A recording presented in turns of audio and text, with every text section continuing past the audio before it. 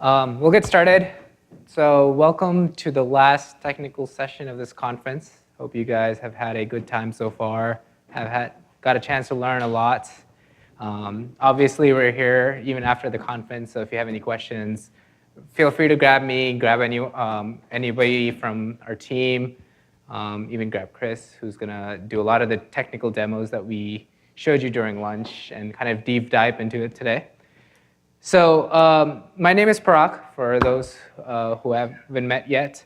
I am going to be basically introducing you to a few scenarios, an end-to-end scenario that Chris has made. The goal of this session is for you to kind of get a grasp of what Azure AD B2C is capable of. It's more than going into the technical details in terms of what it can do, like line by line, but more about what it can achieve end to end. It's sort of to give you the holistic picture of what is possible in a scenario that we have created as working with Chris and Jose and the rest of our team. So obviously, I don't need to introduce Chris. He gave a great presentation during lunch. Just a quick agenda. I'm going to talk about the wingtip toy scenario. You saw the website, but I'll just give you the architecture overview of what we sort of dreamed up in this story. Chris will take over at that point, and he can give you a walkthrough of the demo website, maybe give you a few minutes if you want to try it out. He'll work on he'll talk you through the architecture, the components that we use to build a site, such as Azure Functions, SQL, and other things. We've given you a scenario walkthrough during lunch, but he'll dive deeper into it. And finally, we'll conclude with all the resources that you have available and how you can leverage the work Chris has done, our team has done, and the work that we're presenting today, how you can leverage it for your proof of concepts, for your sales pitches, and your future deployments and implementations. So how does B2C fit into a corporate scenario? We've created this fun story that includes this company called Wingtips Toys, and it has two subsidiaries. They both are digital focused, Wingtip Games and Wingtip Music. You saw Wingtip Games demonstrated really well during lunch. The other aspect of it is Wingtip Music, which the idea is, hey, you have two different brandings, but they're under the same corporation. And what we're trying to show you here is how can you leverage multiple aspects of the businesses and share apps and resources in between them, and how you can kind of build Azure AD B2C to be sort of the middle point for the time. In this scenario, we have about 1.5 million users using Wingtip Toys and games combined, games and music combined. And 1.2 of them, 1.2 million, are for the games, and about 300,000 are for the Wingtip Music site. Now, in addition to this, we have about 200,000 customers that maybe went to one of these websites and said, hey, I want to buy a game, but I do not want to create a profile for myself. It might be something like a guest checkout. These are 200,000 users that are a part of our CRM database that have not really engaged with us online. The reason we bring this up is we could build campaign strategies, which Chris will show, one of them being the email invitation, to get them engaged, to get more users for Wingtips Corporation. Moving forward. So when you talk to the CIOs and CMOs, you might have, they may come up with a few challenges that they're facing. And some of these challenges could be, hey, we have lots and lots of digital assets. We're really worried that, looking at all the news stories about, say, Equifax and all these other companies getting breached, like, what can we do? They're concerned.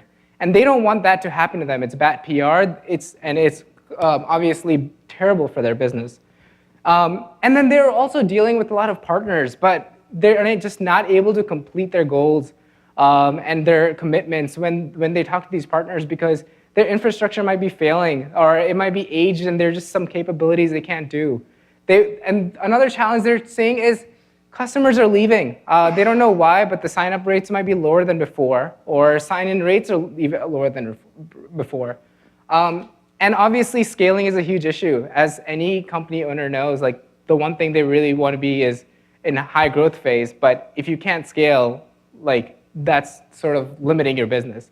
So they came in and they're like, hey, how can we use B2C to fix these challenges and in fact reach new dimensions in our business? Perhaps they have goals to reduce sign-in friction, maybe through passwordless authentication, et cetera. Maybe they want to engage users through social channels like Facebook, Google, even enterprise accounts. Hey, I mentioned the 200,000 users. Maybe they want to reactivate them. These are users that have done business in the past, but they want to get them re-engaged. And there are way more they want more completed registrations. There are more scenarios that they want to achieve, and they feel B2C might be able to help. So when you guys go and talk to your clients and talk to your customers, there are certain conversations you may want to have, such as, hey, what identity providers are you looking for? Or what languages do you want? So these are some of the requirements that we figured out talking to the Wingtip CEO or the Wingtip CIO and CMO. And they say, hey, we want Amazon, Facebook, and local identity providers. Facebook, because it's very common, and Amazon, because, hey, it's an e-commerce website. If people are buying online, they're likely to be using Amazon as well. They're interested in 2 languages, English and French. And they want MFA for their sign-in, not for their sign-in, but for sign-in for billing. There's other things that they want, such as terms of service, social linking, and other migration scenarios. We'll dive deeper into this when Chris is showing you all the code. But effectively, these are more requirements that they've mentioned to our team, and we're saying, hey, yes, let me show you how. I just want to briefly touch on the architectural components before B2C comes in and how B2C fits into the greater picture. Again, this is to give you kind of an overview. I know Chris has done a great job already presenting some of these things during the lunch, but it's just to give you an idea of what you might be stepping into when you're talking with your next client.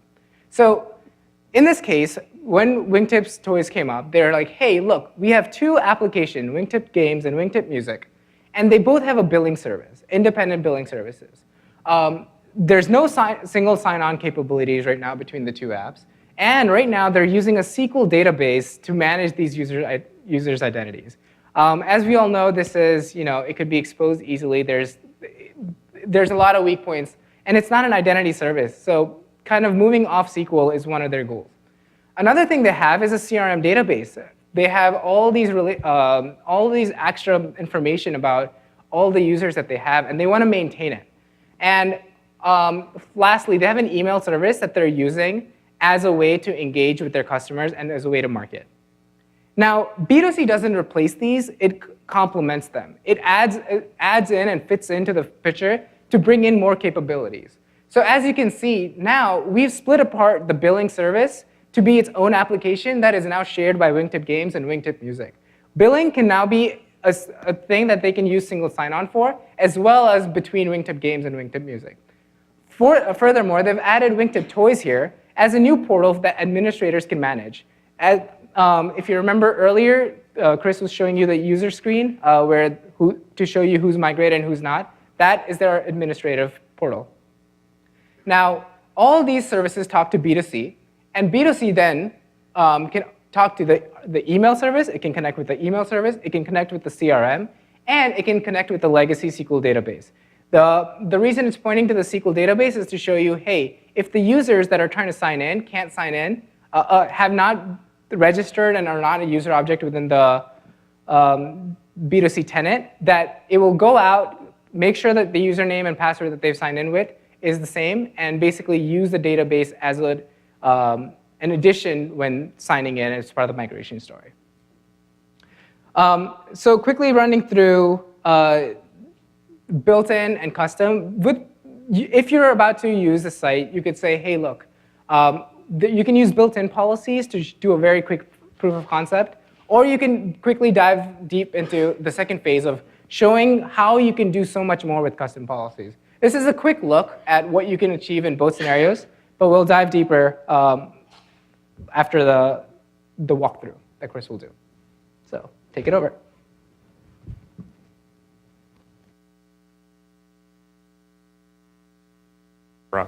Is that it? Thank you. I need the support. So thank you, everyone. Hello again. So, as Parag mentioned, I'll just do a quick walkthrough, perhaps just to re-emphasise a couple of the flows that I demonstrated earlier, but I don't want to spend a lot of time with the website. I want to spend a lot of time with the code and the policies and the templates that back those user journeys I demonstrated earlier. So get ready for some deep diving. So very quickly, if you missed it at lunch, and this is not my computer, so it's like driving a new car and I feel a bit lost at the moment. But I'll just go to Wingtip Games. And one of the very first journeys I showed you is kind of an invitation style journey where a new user has heard about Wingtip Games from friends and so on, and they want to claim a free game rental. And in order to do so, they have to provide their email address to which an invitation can be sent. So I'll do that now. Now, because I can't access my work account from this computer, I'm going to send it to my, start again, live account, personal account. And then I might just have to open that secretly just to check there's no funny emails in there. Sorry, yeah. And what I'm sending to that email account is, as you saw earlier, a signed redemption link for this new invitation, okay?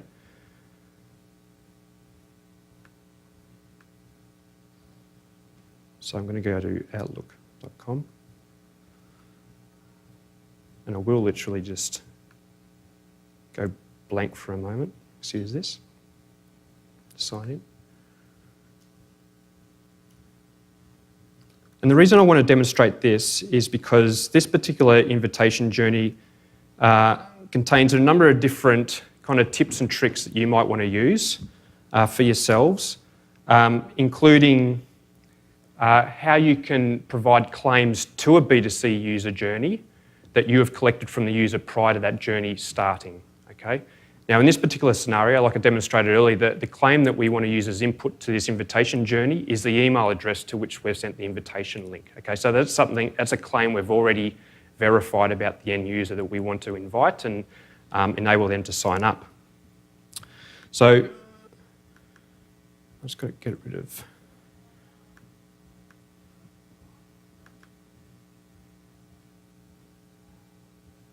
Okay, here we go. I can share again, it's not that embarrassing after all.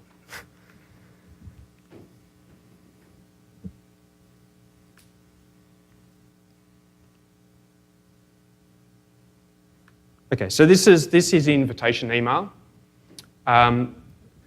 When I submitted the invitation to claim the free game rental, I entered obviously my email address and I selected an invitation or a link type of application.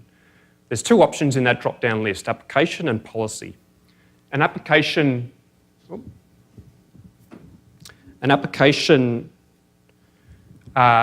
based link is one that's redeemed at the game's application itself. Okay, so as you can see there, the redemption URL is hosted by the game's application itself. The difference between that application-based link and the policy-based link is that for a policy-based link, the invitation or the redemption URL is actually a link to the user journey that the user steps through to sign themselves up based on that invitation. So it's actually a link to login.microsoftonline.com containing the policy name that I want to execute for that user to redeem that invitation and sign themselves up as a new user. Okay? So you might want to experiment with that for yourself. Go to the Wingtip Games site, claim a free game rental and choose one of those two options, application link or policy link, and you'll see the difference between the two URLs that are generated. Okay? The reason I want to demonstrate this is the application link redeemed at the game site itself, is because that email address parameter there that you can see in the link, email equals chris.padgett@live.com.au, is something we want to then pass as an input claim to a user journey. Okay, so that user journey can use that input claim to control or present the right information to the user. Okay. Now the key part of this to ensure that this is secure from end to end is this invitation link in order to be redeemed at the application endpoint, has to be signed. Okay, so much like you use with some older style APIs, by generating a request URL, there are methods in which you sign that request URL so that the API endpoint that's receiving it can then verify that it is a signed request from a known client or a known application. And that's the same technique I'm using here. I'm effectively generating the invitation link, computing a signature and adding that signature to the end of the URL. Okay? Just to show you how that's done in code, I'm going to go to the GitHub repo. Which page was it? This one? Oh, thank you.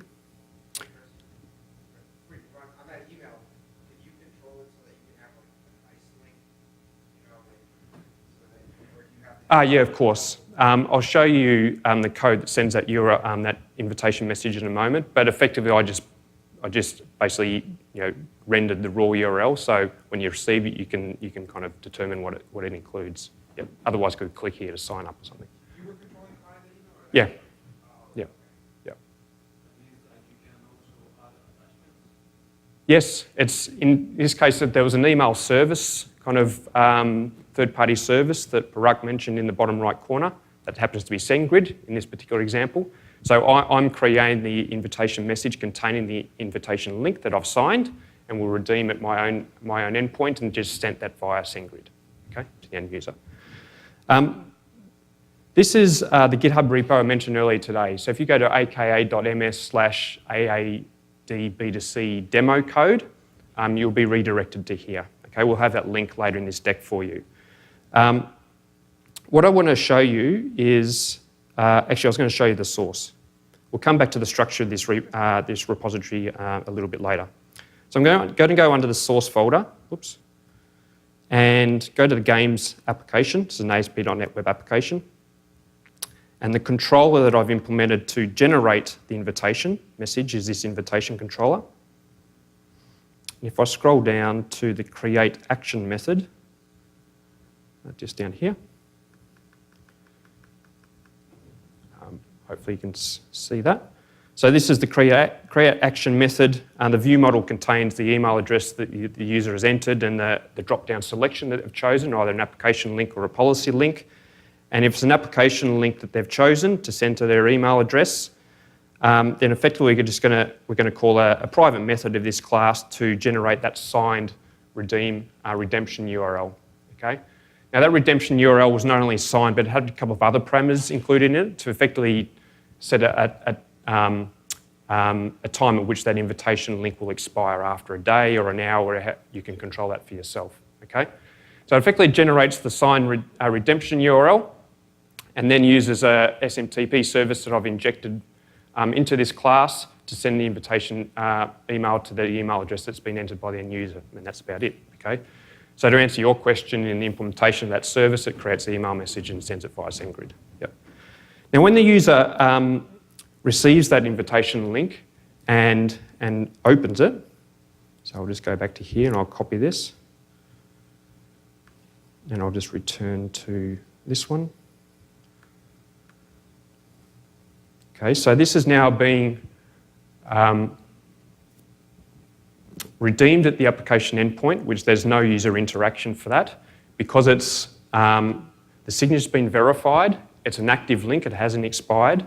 So now the games application that's handled that invitation redemption is redirected to a policy called B2C_1A_invitation. You might be able to see in the address bar up there, to sign the user up using either a local account or a social account they want to bring with them, right? Okay. The key to what I want to demonstrate through here is, like I showed earlier, if they choose a local account, then the email address is effectively locked. It's already been verified by the games application. We don't want the user to change that email address, given that's the one they've invited themselves to, okay? So I just want to walk you through the kind of the mechanics behind that. Any questions about that flow, generally speaking? Making sense so far? Cool. I saw one nod, so I'm assuming everyone else is as well.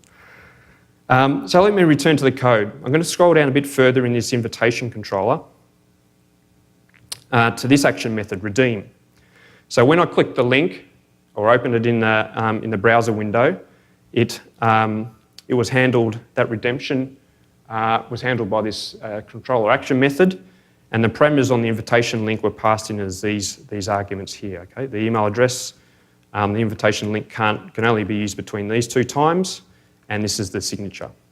So the first step I do in this particular action method is to validate whether that signed redemption URL has been signed by this games application and no other application, and also whether it's currently active between these two date times here.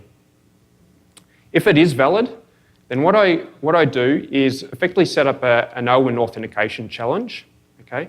So if you're building ASP.NET Web applications, you've been using OWIN middleware, or even some of the .NET this is actually using .NET Core authentication middleware. In order to redirect to B2C and execute a user journey, you basically create an authentication challenge containing the B2C policy to be executed and any properties that may want to be passed as claims to that to that user journey. Now, there are actually two claims that I want to pass from this web application to the B2C user journey. One of which is a player profile registration mode, and the other of which is the verified email that's been part of the invitation link. Okay, we've already pre-verified this particular user. So in order to pass these to B2C, I create that challenge, and I include those two claims as authentication properties, which I'll show you how I render a little bit later. The reason for the first claim, the player profile registration mode, I mentioned earlier at lunchtime that what Wingtip Toys wanted to do was do an A/B test on there as part of their registration journey. As a result of this user following the invitation link, creating a local account, and then creating a player profile for themselves, Wingtip Toys wanted to provide a one-field player profile kind of registration step or a multi-field one. Okay? Now I'm controlling that from my application. Okay? And effectively, in all cases that a new user redeems an invitation link, we're always going to show them the basic player profile registration, not the multi-field one. If you were to go to the games site yourself and click the Sign Up Now button in the middle of the banner, behind that Sign Up Now button, it will basically say, I'm either going to choose basic or advanced, and I'm going to send one or the other as that input claim to the sign up user journey. Okay? That sign up user journey then has a precondition in it to say, if it's basic, do this self-asserted technical profile. If it's advanced, do a different self-asserted technical profile to collect those claims from the end user who signed themselves up. Does that make sense? So that's another example of passing claims into a B2C user journey to control that user journey. Okay? Okay, so at this point, we've validated the signed redemption URL. We've created an authentication challenge to redirect to B2C, and we've created a couple of properties or claims that we want to pass to the B2C user journey. Let me show you how you pass those claims, because this is a really good tip. Use it all the time in these samples. So I'm going to back up to the application. It's the same project, the startup class, which is where I configure all the authentication middleware. If I scroll down a little bit, I have, on startup, this application configures a number of services, including the authentication middleware. And I basically just itemise these one by one so they're easy to follow when you're reading this for the first time. Now, the one I want to show you is this one here. Actually, yeah, this one here. This is the policy name that I referred to from that controller action, the invitation redemption controller action. This method call configures the authentication middleware for this particular policy. Okay, I'll show you the internals of this method in a moment. But what this is also passing is a kind of a static claim. Every time that this policy is executed from this web application, this claim, called brand, will also be passed as input to the user journey. Again, because of that, the user journey can have preconditions in it based on this brand claim, and maybe you go that way for games and that way for music, for example. On top of that, we've got some dynamic claims the users entered for themselves, their verified email address, and also a claim the application wants to set for the player profile registration mode to basic in this particular case. But together we want to send those three claims, brand, player profile registration mode, and the verified email address as input to the B2C user journey, and our journey will then control the flow from there. Okay? So if I now scroll down and find this method for you, I'll just show you how you create those, pass those claims as input. I just got to find the right place for that. Okay, it's down here. Oops. This is where I configure my OpenID Connect authentication middleware, or the options for it rather, okay? And effectively, in this particular sample, I create an authentication middleware for each policy I want to execute, so that each of these options can be tailored to that particular policy and configured with that middleware. So what I want to demonstrate here is how I pass those claims, right? So when this is being used to configure the authentication middleware for the invitation policy that we're going to execute, then just before the authentication middleware redirects to B2C to execute the user journey, the invitation journey in this particular case, it's going to build up a set of properties or claims to pass to that user journey. There's actually quite a few in here. It can set the UI locale for the user journey, a domain hint, maybe it's going to redirect users to an IDing provider that they've chosen for themselves in the web app. If we scroll a bit further down, we'll see references to player profile registration mode and verified email. I don't know who's contacting you on Skype, Parag, but they're after something. So what's happening here is that the authentication properties I created in the controller action, I can then reference here.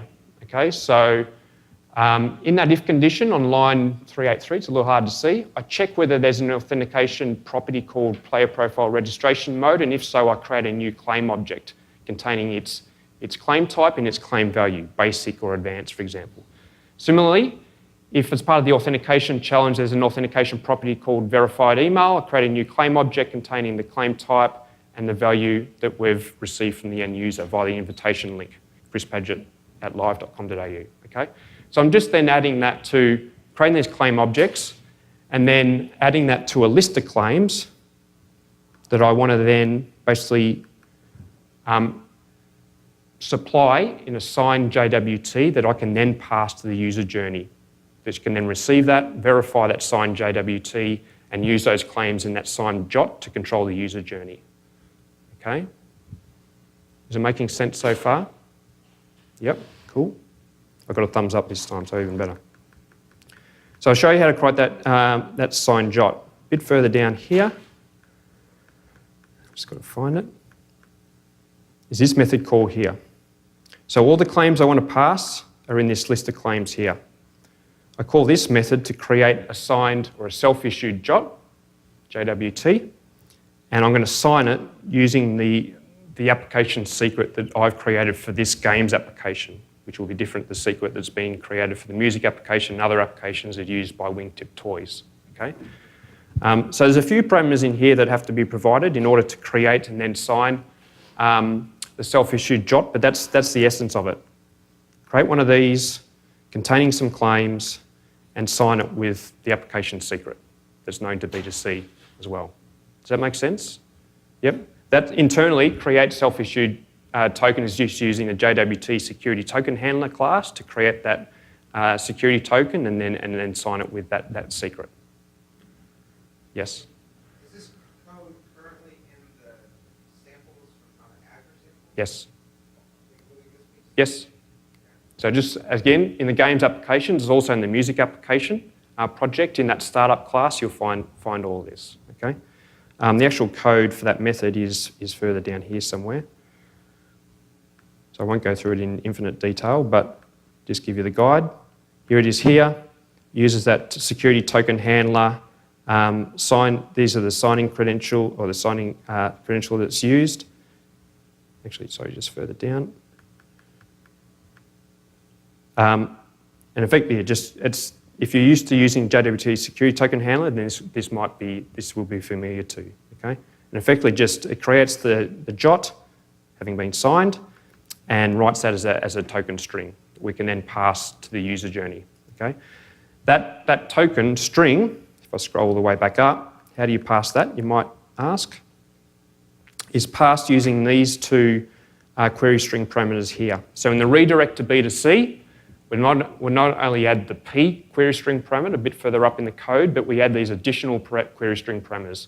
Client assertion type, which we set to a well-known string, which basically says the client wants to assert something to you as the ID provider, and it's a JWT. Okay? There's also this second parameter that we pass in as a query string parameter, client assertion, which contains the tokens, the string representation of the signed JOT we've just created. EY ... whatever that may be. Does that make sense? Yeah? Cool. Now, that's what you have to do on the application side. Now the question is what we have to do on the policy side. So let me back out a couple of folders. And I'm going to go to the policies folder. Oh, this is going to be a bit hard to read. Let me just find the application policy for invitation. Be up here somewhere. Here we go, invitation. So this is the application relying party policy for this invitation user journey that we want to execute. So hopefully most of this is familiar to you if you've been attending the custom policy sessions over the last couple of days. In terms of how to define the claims that we want to receive as input to this policy, we use a couple of elements that you may not have seen yet. One of them is input token format. So effectively this is saying we can accept an input token of format JWT. Yeah? Then we've got to know how to verify the signature of that JWT. So we use this cryptographic keys element and reference a client secret that I've uploaded via PowerShell, or we could use Ronnie's new Blade setting to do this. I've effectively added another cryptographic key that is the secret key for my games application. Okay? So essentially what this means is it can receive input claims using a JWT and will verify the signature of that JWT using this client secret. Okay? Then, if that has been verified, these are the input claims that I then want to pass into my user journey. Okay? And I've created each of those as an extension attribute. Okay? And these represent the three authentication properties or policy claims I showed you earlier: brand, player profile registration mode, and verified email. So having defined those as input claims to this application policy, I can then open the base policy containing the user journey itself, the invitation user journey, all 4,714 lines of it, I think it is, 15 lines. And I'm going to find invitation and just show you the basic steps in that user journey. Here's the user journey here. Okay, invitation. The first step that you saw having redeemed the invitation link was I got to choose which account I want to sign myself up with, either a social one or a local one. So this is kind of boilerplate claims provider selection. Now, because in my demo I showed I want to sign up with a wingtip account or a local account, that is then handled by this technical profile, right?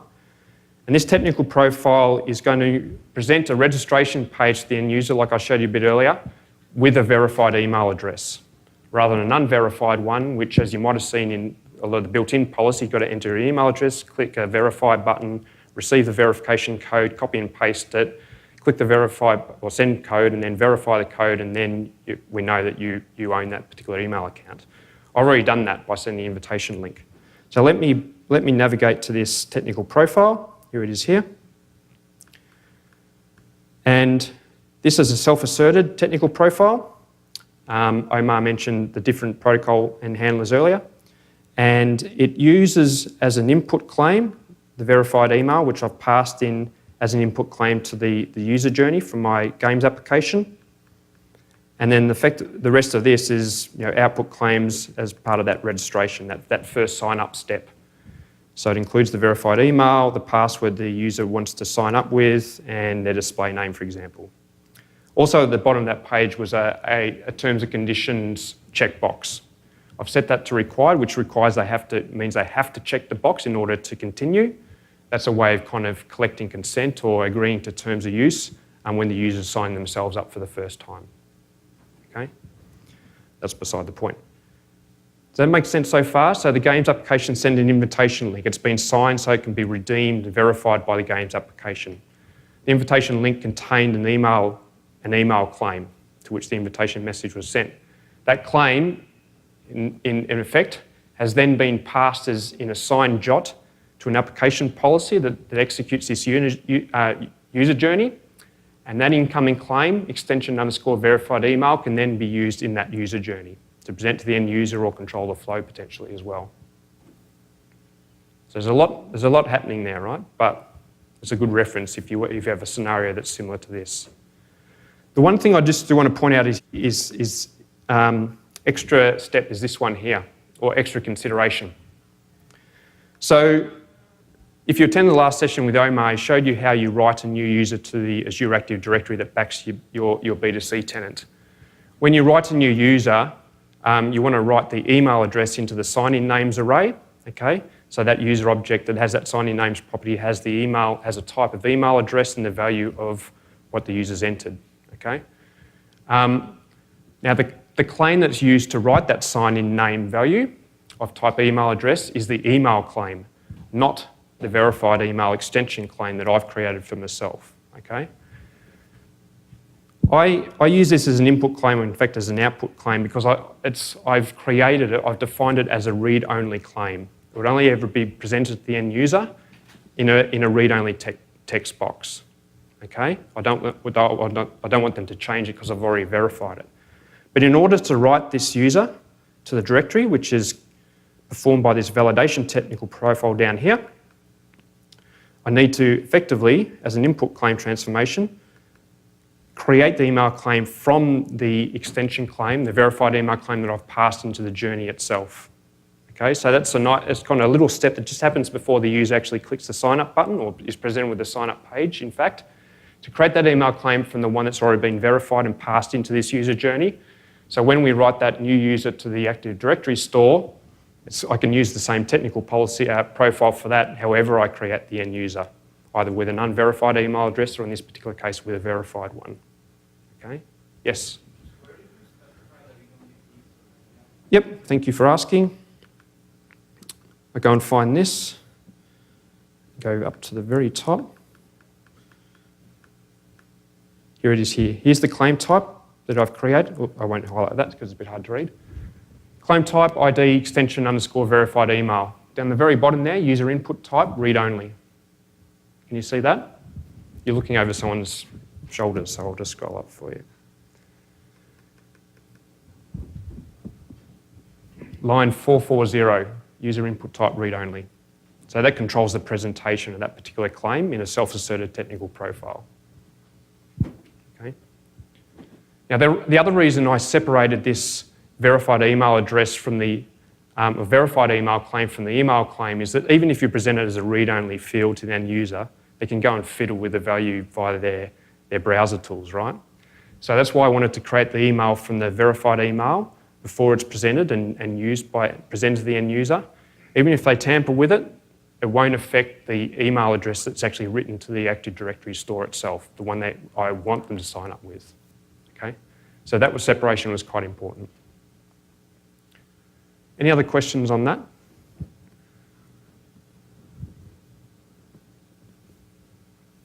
I'll wait 7 seconds just to make sure. Cool. Now, Parag mentioned another scenario where Wingtip toys have a lot of idle customers, right? They've registered with Wingtip toys because maybe they've walked into their store to buy something off the shelf, okay? And they've filled in the warranty card or whatever that process might be. Wingtip Toys knows about them as an existing customer. But those customers haven't gone online to games or music to sign themselves up with a Wingtip account and engage through that. So what I think I can sign into this. If I go back to here. Where was... just let me find the right browser. Oh, this is it here. Let's see if I can sign into this. Wingtip Toys.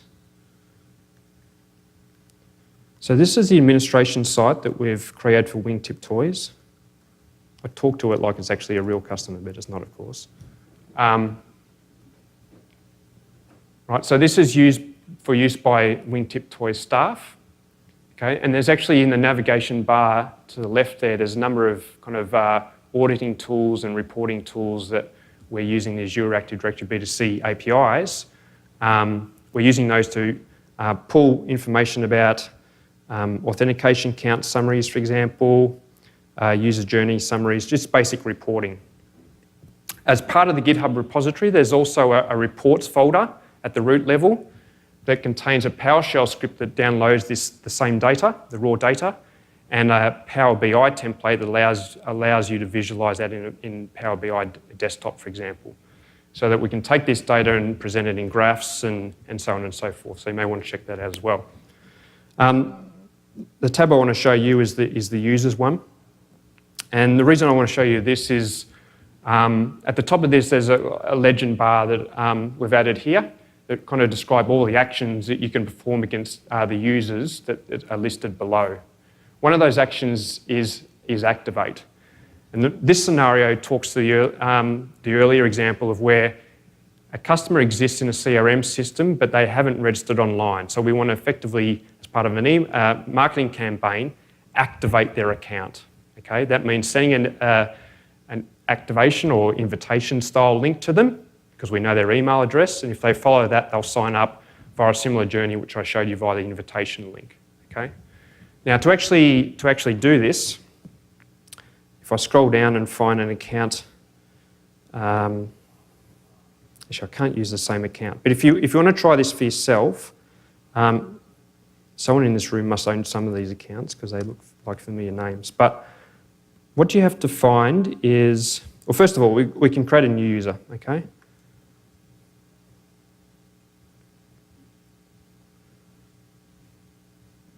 He said. Here we go. So I can create a new user and I'll send it to my Hotmail address, which I definitely won't sign into because that's my spam account.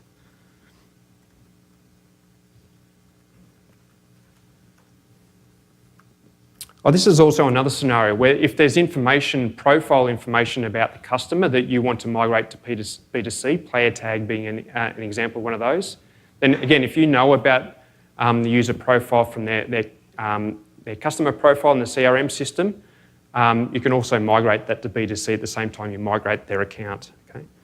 So let's see if I can create this. Yeah, this is the problem. Oops. Let me try one more time, sorry.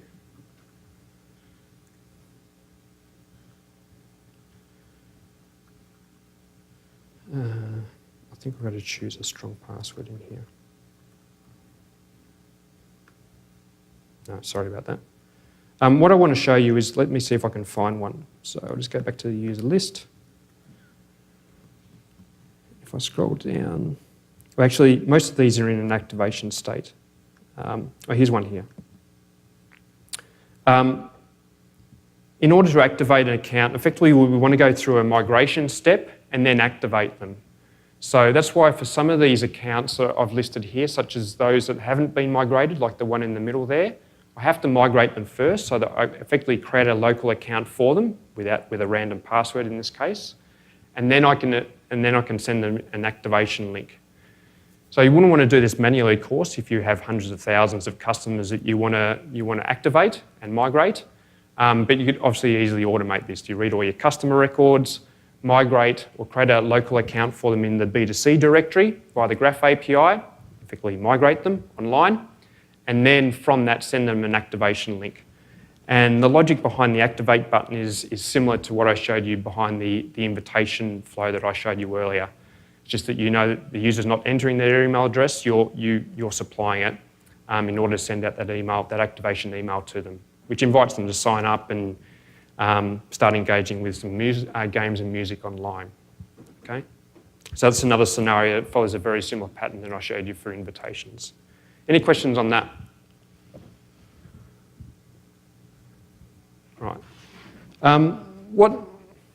Might just throw it open here. What would, if you attended the lunchtime demo, what did you see in that demo that you'd like me to explain to you? Maybe as just a quick deep dive into any of that.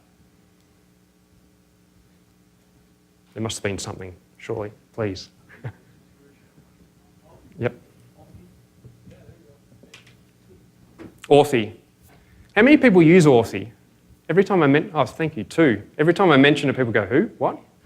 So as I mentioned, Authy is at least as far as I know, they claim, let's go to their website and see what they say.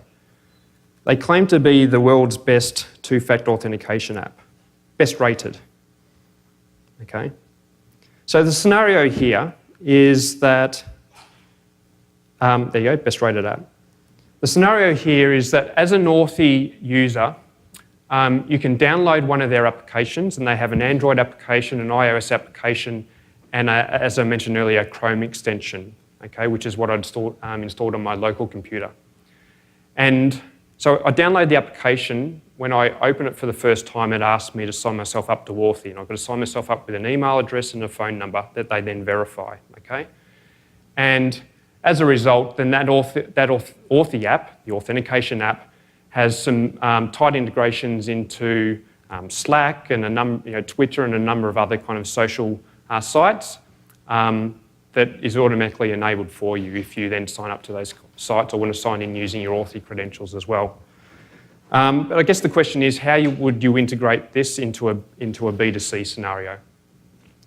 So where do I start with this? Did everyone see the demo? They kind of got the gist of the demo? Yep, I created a local account. I protected it using a phone number that I could either call or text, okay? So I could verify that. And in order to add Authy to that local account, as long as the email address that I signed up with for my local account and the phone number that I provided are the ones that match my Authy account, then all I have to do from the B2C journey is call an Authy API to get the Authy identifier for that particular user, okay? Now to provide that to get that Authy identifier, I have to call an Authy API and provide both the email address that I know about the end user and the phone number that I know about the end user, and Authy finds a matching account on that. It returns me, or the B2C journey, the Authy ID for that, okay? And I then write that into an extension attribute that I keep against the user object for that particular user, which I can use later to challenge them. So let me just think where I get started with this code. So let's start with some Azure Functions code. I'll go back into the source folder. And you might have seen earlier, there's not only kind of projects for the different web applications, and we'll quickly kind of summarise these later for you, but there's also an Azure function or set of functions that I've created to implement a number of to support some of the validation technical profiles that Ronnie mentioned earlier, maybe to check a player tag or a loyalty number or whatever else. I've got a couple of functions in here to, actually, just right over the top of it, to create an Authy user, so to speak, or get their Authy ID based on some claims I know about the end user. So let me open that function up for you. Sorry, not the binding, but the code itself. And so as I mentioned, when this function is called from the B2C journey, and I'll show you how that's done in a moment, there are basically 2 input parameters that are required as part of the HTTP request. On line 17, there's an email claim or parameter and a phone number claim or parameter. They're being passed from the B2C user journey to this Azure function. There's a little trick I'll take you through in a moment. But essentially what I want to show you is this. As long as I receive an email claim and a phone number claim from the B2C user journey, I'm basically just going to call an Authy API to say, create a new user for this email and this cell phone with this country code. And if that's successful, I basically receive a response containing, from the Authy API, containing a user object with their Authy identifier in it. Okay, so I send Authy post email and phone number to Authy. And if there's a matching user account in Authy for that email address and that phone number, then it returns the Authy ID for me in this user object. Okay. I set that to a parameter, or effectively a return value, that I return from this function with a 200 OK with this response parameter, this output parameter. That's then mapped as an output claim in my B2C user journey. I can then write that output claim and persist that into my Azure Active Directory against the user object, okay, for the user who wants to add Authy to their account. Kind of makes sense so far? So when I was planning for this, I was kind of looking at how I could directly integrate a B2C user journey via a technical profile with the Authy API. I personally found it a little bit easy to use an Azure function as the bridge or the proxy between the technical profile and the Authy API, okay? Just because C# is a little more familiar for me more than anything else, okay? So this is pretty basic. The only little trick here is that the Authy API actually requires the phone number to be passed as two request form parameters, the country code and the cell phone. So I'm just using this regex here to basically break the incoming claim called phone number from the B2C user journey down into the country code and the cell phone, so I can pass those as two parameters to the Authy API. That's the only trick that's involved there. Okay. I'll return to the B2C user journey in a moment and show you what's happening there. Now, later in the demo, so that create Authy function didn't have any user interaction. It's just a step in my user journey that said, okay, the user wants to create or add an Authy account to their local account, so I'm going to ask Authy for their account ID so that I can later persist it into the directory, okay? The actual interaction that you saw during my demo was a call out from the B2C user journey to the Authy API to send a push notification to my Authy app, whether I was on my computer or on my phone, for me to approve. Do you remember that? Yep, I've got the approve or reject kind of button, okay, in the Authy app. That's all handled by this Azure function. Create and wait for Authy approval request webhook. I couldn't think of a shorter name. So if I scroll down here, I'll show you what's happening here. When this function is run, there's an input parameter that is passed, the Authy ID of the user who we want to verify, and the email address for them. The reason I include the email address is it's not actually required to send the push notification, but part of the payload of the push notification is their email address. So in the Authy app, it can show that email address they're signing in with the wingtip logo and the wingtip name, so the user kind of can double check what they're actually signing into, okay? That's all part of the kind of the push notification payload. So the B2C user journey is past the Authy ID and the email address of the end user, calls post to a different API called OneTouch, which is really just a product name for that OneTouch sign-in experience. And what it passes in a message that's going to be showed in the OneTouch UI, sign in with your wingtip account, with this username, with this logo. You might have remembered that in the Authy app, it actually showed the Wingtip Games logo. And I'm going to allow the user going to have to respond to this OneTouch request, this sign-in request in the next 30 seconds. So you can expire it after a certain period of time. So I'll post that to the Authy API. And there are two methods in which the Authy API can respond to that request once the user's clicked approve or reject. As part of the post request, you can also provide a callback URI, okay, or URL.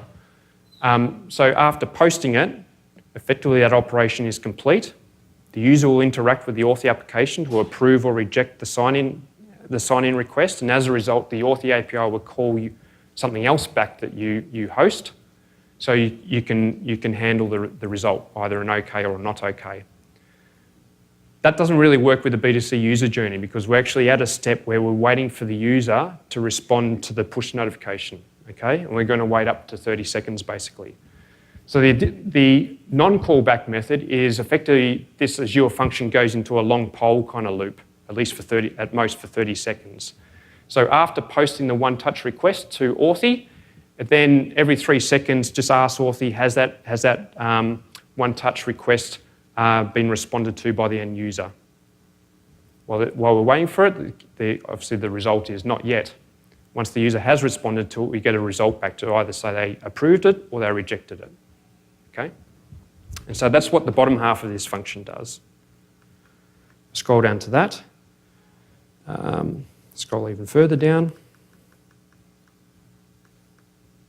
And so what this is doing, this is the kind of the GET request or the poll request to the one-touch API to say for the request I posted earlier to you, has the user responded to that? And if they have, and the result of that request was approved, then effectively further down I return 200 OK from this Azure function.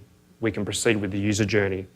If the user's denied it, and Omar kind of made mention of this, but he didn't go into the detail of it, if you want to return a custom error message to the user journey to display to the end user, then what you have to return is rather than a 200, and certainly not a 500, return a 409 response, a conflict response, okay, with this little payload here that contains your user message you want to show to the end user. Okay, so that's the way that an external API, an Azure function in this particular case, can return a custom error message to the user journey to show the end user. If your Azure function returns a 400 or a 500 or some other bad code, the error message you see at the top is the user will not be able to understand it. Okay, so this is how you handle errors that you want the user handle for themselves in some way. Okay, so that's essentially what it does there. Am I getting the wrap up, Emma? Okay. Let me quickly show you very quickly the policy that handles all that. I was going to go into the base policy.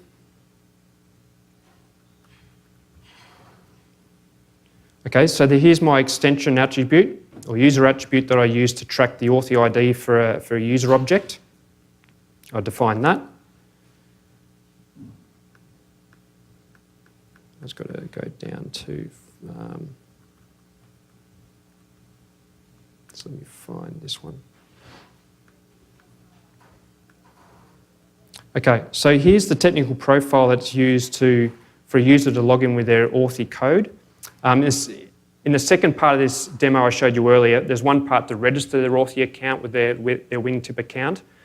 This technical profile allows them to log in using their Authy app without having to sign in using a password. So you might remember I entered my email address, I looked my Authy identifier up, sent a push notification to it. That's handled by this technical profile, the response to that.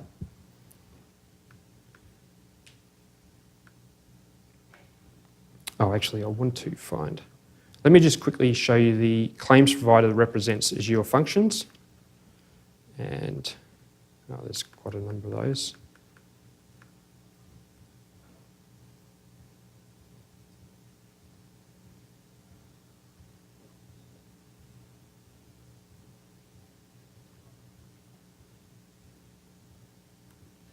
It's going to be quick if I go this way.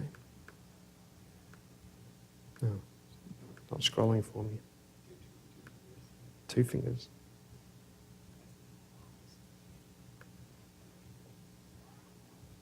I'm not used to these keywords. Let me quickly scroll up to this area here. If you're looking through these policies, then there's a claims provider called Azure Functions. And for each of those functions I showed you in the source code, there's a technical profile for each. So if I just scroll down here to the 2 Authy hooks that I created, there's a technical profile for the create Authy user function. There's its URL with its authentication code. And I pass, as you might remember, I pass the email claim in as email and the phone number claim in as phone number, and I define both of those using input claims.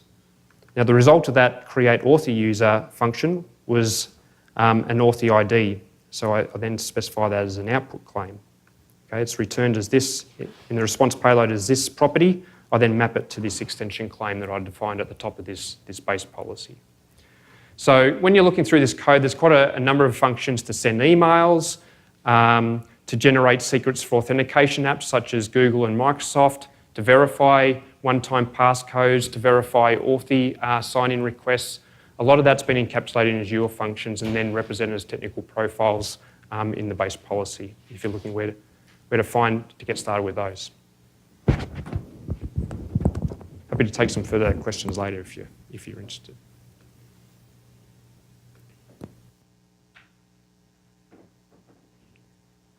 Can you hear me? OK. I just want to wrap up. So Chris just walked you through our demo site. It's really an end-to-end project, as we were saying. Again, it tries to give you a complete picture of how B2C can fit into a common corporate scenario. The site offers a lot of things. Here's some of them, unified sign-in, showing you how to do some of this. But again, it's building every day. We're working with Chris closely. He's excellent. He's been any new service, any new feature that we can show and demonstrate, any new scenario we can unlock, we're doing it. And we're hoping that you guys can leverage that work as well when you're doing your proof of concepts and implementations. There are a lot of project artifacts in there. There's Azure Functions. There's web app code. All the basic policies and custom policies in there. Check it out. There's a lot you can do. Here's just a list. And you can look at this deck again, hopefully, to kind of get an understanding. We have a lot of slides in the appendix. So if you kind of get an overview of what just happened, or how did we go about doing something, the slides should help once we send out the deck to you guys. Again, here are the demo resources. Take a picture. Again, you can look it up when we send out the deck or when you look at the video. And just to highlight something, when you guys have questions, please post on Stack Overflow. I know a lot of you are active on Yammer, but if it's something that can help the rest of the community as well, especially something that's public preview or GA'd, that would be fantastic, because then everybody else who, can also leverage from it. I'll give it a few seconds so all the cameras go down.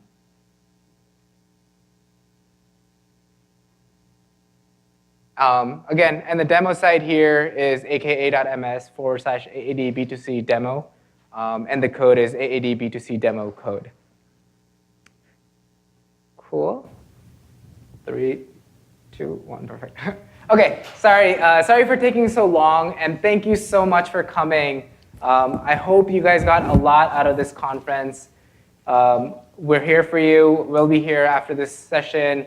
If you have any questions regarding the demo site, you can always reach out to us. I'm sure we can put you in touch with Chris if need be, since he really helped us out here. Please evaluate the session. It'll be great, especially once we look forward to doing it again next year. We'll take the feedback into account and improve on it. Thank you so much for coming. Thank you.